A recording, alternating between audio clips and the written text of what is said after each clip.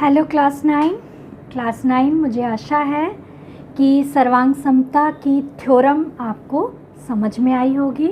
हम लोगों ने SAS और ASA दोनों नियम पढ़ लिए थे, ठीक है। उन्हीं नियमों पर आधारित अब हम कुछ क्वेश्चंस बनाएंगे। एक्सरसाइज है आपकी 7.1।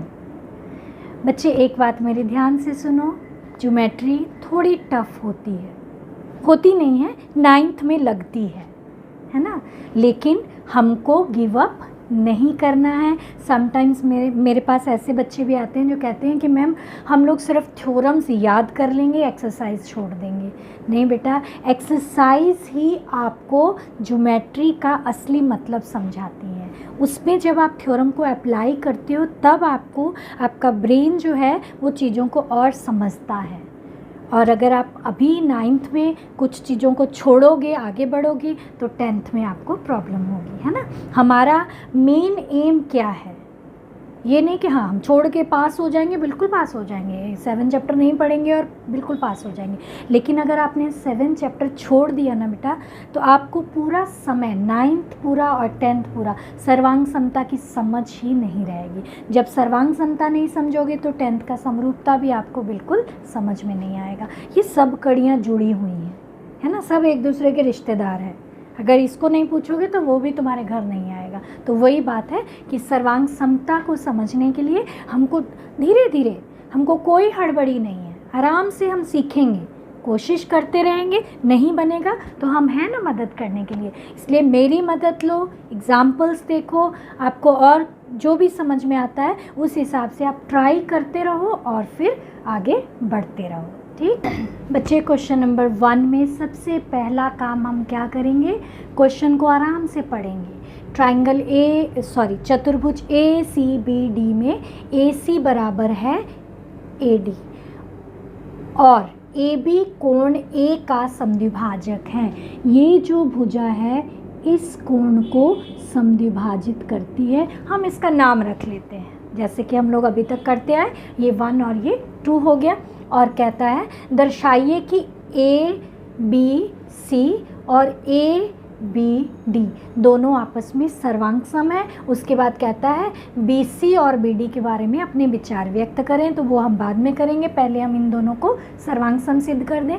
तो क्या करना होगा, सर्वांग सम सिद्ध करने के लिए मैंने जैसे 6 चैप्टर में बताया था, एक्सरसाइज को भी हम लोग गिवन टू प्रूव इस तरह स्टेप्स में सॉल्व करेंगे। तो सबसे पहले हमारे पास गिवन क्या आएगा, ACBD।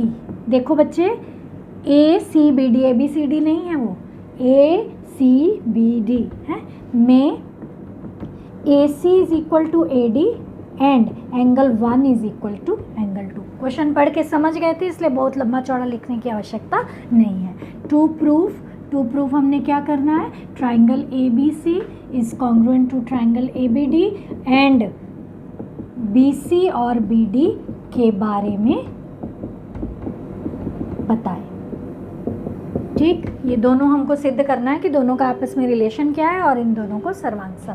अब हमारे पास प्रूफ आएगा, कोई रचना करने की आवश्यकता नहीं है, इसलिए सीधे सीधे आप देख ही रहे हैं बच्चे, ये भुजा इस भुजा के बराबर दी हुई है, ये कोण इस कोण के बराबर दिया हुआ है। अब तीसरी कौन सी चीज़ है, तीसरी ये भुजा है बेटा, देखो कॉमन है ना दोनों में, ACB में भी है और ADB में भी है, दोनों में सेम है बेस, इसका भी बेस है और इसका भी बेस है।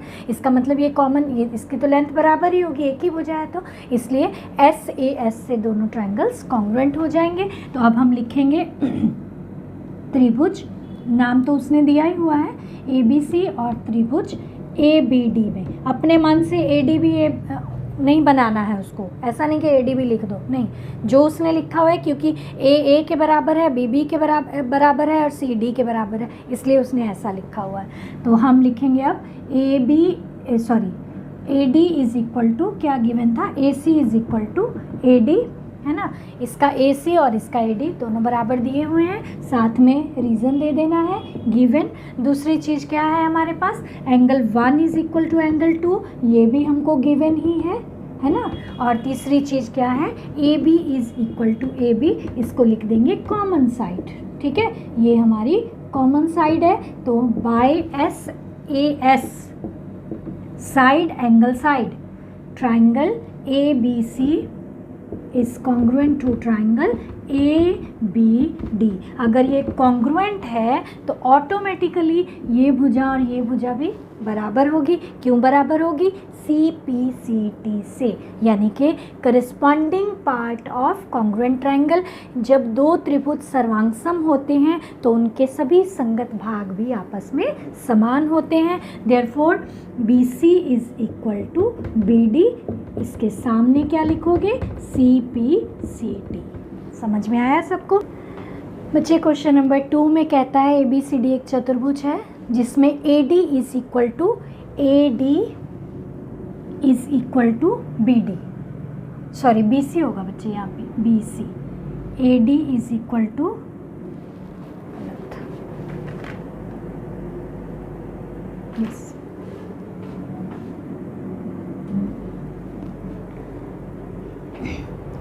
गर्ल्स क्वेश्चन नंबर 2 में ABCD एक चतुर्भुज है जिसमें AD is equal to BC हमको दिया हुआ है और DAB, ध्यान से देखना बेटा ये कौन सा कोण है, DAB this one, this angle is equal to CBA, ये वाला कोण, दोनों आपस में बराबर दिए हुए हैं। सिद्ध करें ट्राइंगल ABD BAC आपस में कॉन्ग्रुएंट है। ट्राइंगल ABD, ये ट्राइंगल, ठीक, ये ट्राइंगल और ये ट्राइंगल आपस में क्या है? कॉन्ग्रुएंट है। ध्यान से अब फिगर एकदम क्लियर होगी। ये बेस है, इसके ऊपर एक त्रिभुज बनी हुई है और इसके ऊपर भी दूसरी त्रिभुज बनी हुई है। इन दोनों त्रिभुजों को हमने सर्वांगसम सिद्ध करना है। बिल्कुल image clear. This side is equal to this side, this angle है ना। अगर इन त्रिभुजों को हम अलग अलग करके बनाएंगे, बेस अलग कर दें तो ये इधर चली जाएगी, ये इधर चली जाएगी, तो इसका कोण ये A हो गया, इसका कोण ये B हो गया, दोनों आपस में बराबर। और बेस दोनों का चूंकि कॉमन है इसलिए इक्वल होगा, तो फिर से ये बाय SAS दोनों ट्राइंगल्स कॉन्ग्रुएंट आ जाएगी। ये बेस है तो ऑटोमेटिकली इक्वल होगा। तो इसमें भी हम लोग गिवन हमारे पास आराम से लिखा हुआ है, इसी को आप लोग गिवन लिख लोगे। मैं क्वेश्चन को ही चेंज कर दे रही हूँ। ये क्या हो गया हमारा? गिवन, ठीक है। और ये क्या हो गया हमारा? To proof. ओके, अब हम लोग इसका प्रूफ लिखने जा रहे हैं। प्रूफ में क्या होगा? ट्राइंगल ABD और ट्राइंगल BAC में हमने क्या किया? दोनों त्रिभुजों में जिनको सर्वांगसम सिद्ध करना, दोनों हमेशा दोनों का नाम लिखना है, ठीक है। दोनों में क्या क्या है? पहला है AD is equal to BC। AD और BC आपस में बराबर है। Then angle A is equal to angle B। ये दोनों चीज़ें हमको गिवन थी, ठीक है, दोनों गिवन थी। इसको पूरा भी लिख सकते हो तुम लोग। Angle DAB is equal to angle CBA, sorry, ये दोनों हमको गिवन था। तीसरी चीज़ हमने क्या लिखी? AB is equal to AB which is common side of both triangles, common side, तो ये भी बराबर आ गई। Therefore by SAS triangle ABD is congruent to triangle BAC, दोनों आपस में कॉन्ग्रुएंट है। और अगर ये कॉन्ग्रुएंट है तो BD और AC के बारे में भी देखना है हमको। BD, ये विकर्ण और ये विकर्ण, ये तो आपस में बराबर होना ही चाहिए ना बेटा, क्योंकि इस त्रिभुजों की तीसरी भुजा, दो भुजाएं तो ऑलरेडी बराबर थी, क्योंकि ये सर्वांगसम है तो सारी भुजाएं इसकी बराबर होंगी। Therefore BD is equal to AC, क्योंकि CPCT इस पर लागू हो जा रहा है। सिमिलरली ABD,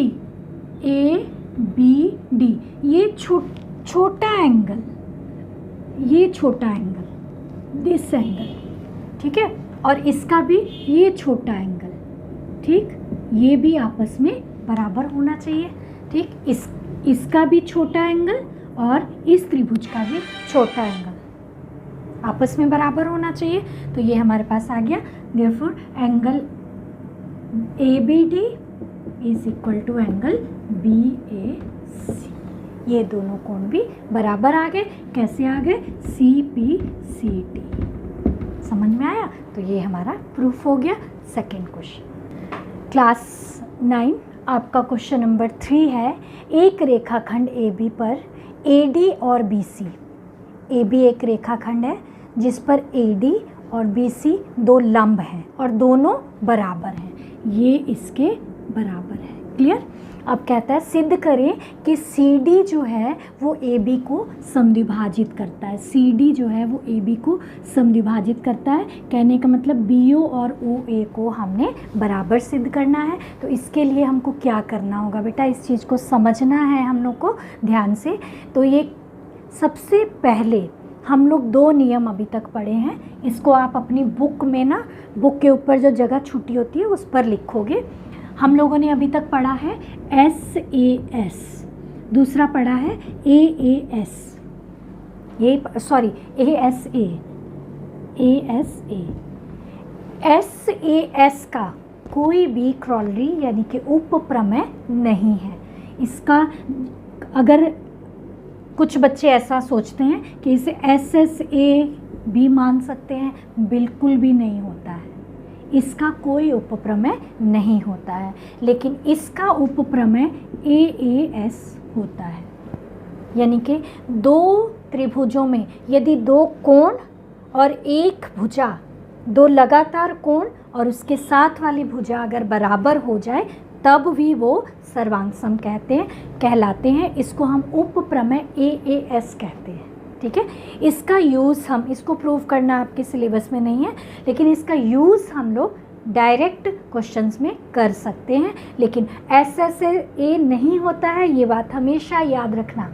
2 भुजाएं और एक कोण बराबर हो जाए, ऐसा कभी भी नहीं होता है। ठीक है, तो अब हम इस सवाल को इसी AAS क्रॉलरी से यानी कि इसी उपप्रमेय से भी बना सकते हैं। तो उसमें सबसे पहले हम लोग क्या लिखेंगे, गिवन लिखेंगे।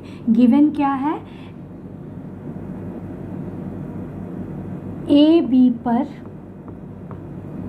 BC और AD 2 लंब हैं and BC is equal to AD है, ये हमको दिया हुआ था। और टू प्रूव हमने क्या करना है, टू प्रूव ट्राइंगल, सिद्ध क्या करना है कि BO is equal to OA। हम लोग उसको शॉर्ट करके लिख देते हैं, CDAB का समद्विभाजक है, यानी कि BO और OA बराबर सिद्ध करना है। इन दोनों को बराबर सिद्ध करने के लिए हमको कॉन्ग्रुएंसी ही प्रूव करनी पड़ेगी। अब तुम लोग को पूछना चाहिए कि मैम हर समय कॉन्ग्रुएंसी ही प्रूव क्यों करेंगे, कोई और मेथड नहीं है? नहीं बच्चे, आपके पास त्रिभुज में कुछ भी बराबर सिद्ध करने का सबसे पहला और आसान तरीका कॉन्ग्रुएंसी है। ठीक है, पहले हम कॉन्ग्रुएंसी के बारे में सोचेंगे, अगर उससे नहीं होगा तब हम किसी दूसरे मुद्दे पर जाएंगे। फिलहाल कॉन्ग्रुएंसी से इसको सोचते हैं, क्योंकि बहुत आसानी से हमको दिख रहा है this angle is equal to this angle, 1 is equal to 2। ठीक है, 3 इज इक्वल टू 4, क्यों, शीर्षाभिमुख कोण है ना, और ये भुजा इस भुजा के बराबर, तो बाय AAS दोनों ट्राइंगल्स सर्वांग सम हो जाएंगे। इस उपप्रमेय का यूज़ करेंगे। अब हम लिखेंगे प्रूफ में ट्राइंगल OBC और ट्राइंगल OAD में। ठीक है, आप नेमिंग मैंने करना सिखाया था, आप चेक कर लोगे, एकदम सही होगा। इसमें आएगा angle 1 is equal to angle 2 given, या both are equal to 90 degree है ना, given both are equal to 90 degree. और उसके बाद है angle 3 is equal to angle 4, vertically opposite angles यानी कि शीर्षाभिमुख कोण। उसके बाद आ जाएगा BC is equal to AD, ये भी हमको गिवन है। देयरफॉर उपप्रमेय AAS से क्या आएगा, triangle OBC is congruent to triangle OAD।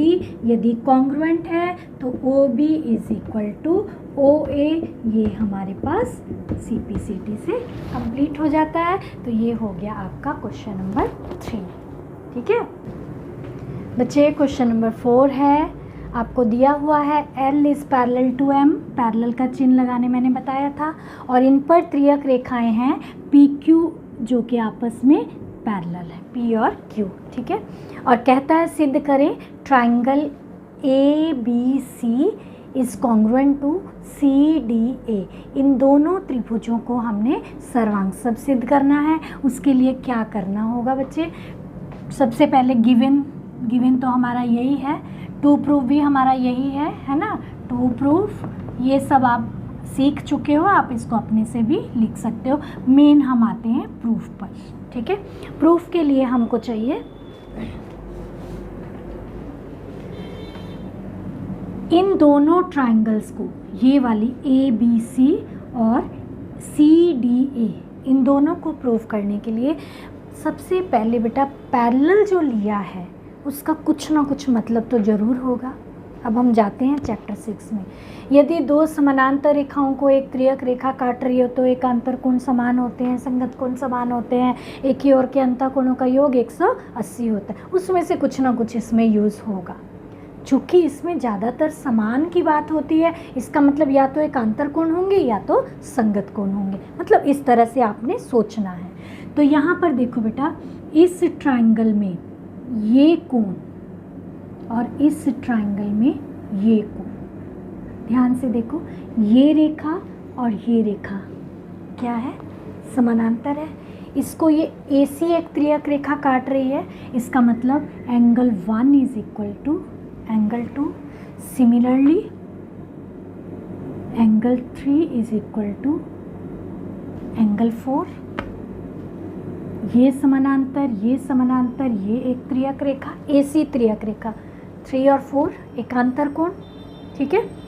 अब ये जो AC है इस त्रिभुज में भी है, इस त्रिभुज में भी है, तो ये कौन सी साइड आ गई? कॉमन साइड आ गई। दोनों में कॉमन है तो इक्वल ही होगी, इसलिए ये ASA से दोनों त्रिभुज आपस में सर्वांग सम हो जाएंगे। अब इसको लिखना कैसे है होगा ये हम सीखते हैं। प्रूफ में लिखेंगे त्रिभुज ABC और त्रिभुज CDA में सबसे पहले P is parallel to Q and AC एक त्रियक रेखा है, इसलिए angle 1 is equal to angle 2। अब M is parallel to N and AC एक त्रियक रेखा है, ट्रांसवर्सल है, इसलिए angle 3 is equal to angle 4। क्यों? अंतः एकांतर कोण, ठीक है, अल्टरनेट इंटीरियर एंगल्स, ये आ गए। सिमिलरली अंतः एकांतर कोण, ये हमारा 4th क्वेश्चन बन रहा है। तो दोनों कोण बराबर आ गए। इसके बाद हम लिखेंगे AC is equal to AC, ये क्या हो गया? कॉमन साइड, दोनों में कॉमन है इसलिए दोनों में ही है, बराबर लिख सकते हैं। तो देयरफॉर ट्राइंगल बाय ASA, दो कोण और उनके बीच की भुजा, दिस एंगल दिस, इसके बराबर ये, लेकिन ऑपोजिट है, देख रहे हो? नेमिंग ABC और ADC नहीं किया हुआ है। ABC, A के साथ कौन बराबर है? C, इसलिए C पहले रखा गया। तो by ASA triangle ABC is congruent to triangle CDA, ये हमारा प्रूफ हुआ, ठीक है। तो बच्चे आज के लिए इतना ही। ये चारों क्वेश्चन आप लोग सभी बच्चे बैठकर एक बार फिर से बनाएंगे, सोचेंगे, समझेंगे किस तरह से हमारा पिछली नॉलेज पैरेलल लाइंस की या कोई भी और पिछली ज्योमेट्रिकल नॉलेज जो है वो कैसे हमको काम आ रही है, ये आपको सीखना है, समझना है।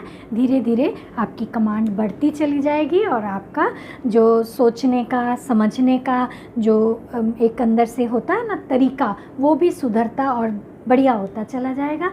आप मेहनत करिए, ठीक है। ज्योमेट्री में और कुछ नहीं चाहिए बेटा, सिर्फ आपकी मेहनत चाहिए। मेरे बनाने से अगर आपको ज्योमेट्री आ जाए ना तो मैं तो दिन रात ज्योमेट्री बना सकती हूँ, लेकिन मेरे बनाने से आपको नहीं आएगी, आपको बनानी पड़ेगी। आप बनाइए और कोशिश करिए। अभी भी इसमें से कोई नहीं समझ में आई है बात, कमेंट बॉक्स में लिखिए, मैं आपको दोबारा बताऊँगी, ठीक है। ओके, थैंक यू बच्चे।